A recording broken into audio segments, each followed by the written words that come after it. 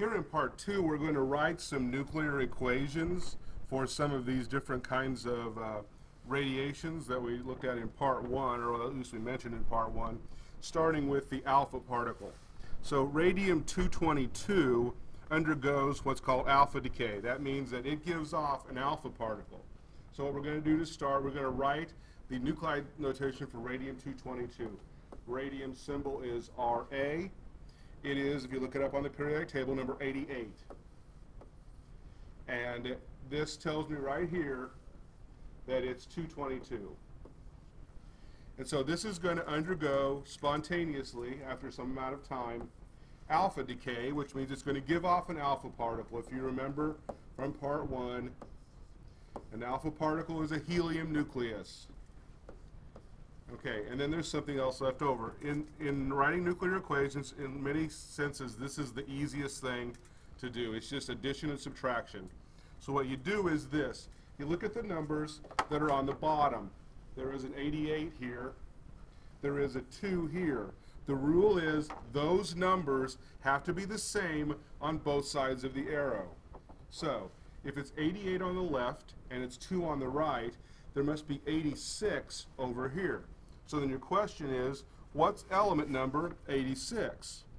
And so in order to determine that, you're going to get a periodic table out, and you're going to find that element number 86 is radon. All right? So you get that by looking up on the periodic table, which one is number 86. All right, the other thing is, on top, the numbers again have to be the same on both sides. So it's 222 on this side, it's 4 on this side, which means the number over here has to be 218. All right, so that's all there is to this, is adding up the numbers along the bottom and adding up the numbers along the top to make sure they balance on both sides. All right, so that's alpha decay. Next one is beta decay. All right, beta decay is going to be similar, a little different. We're going to do carbon-14 here. Carbon-14, you may remember from the previous part, is a carbon nucleus 6 with 14 for its mass number, and it's going to undergo beta decay. Now here's the tricky thing about beta decay. Beta is an electron, and the symbol for electron is E. We're going to put a little minus sign up here to indicate that it's an electron, which is a negative sign. We've done that before. All right, but here's the other thing.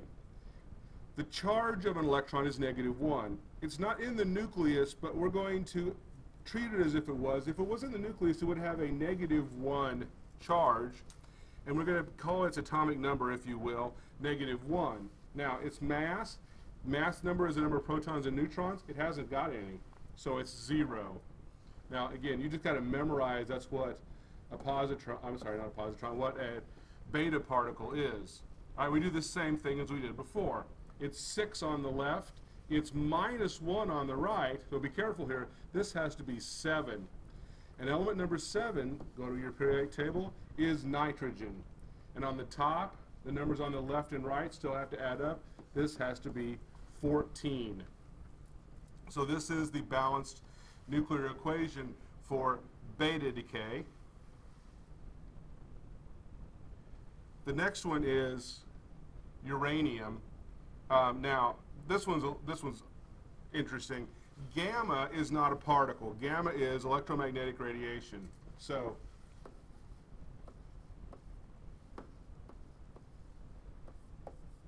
we're going to get a gamma particle.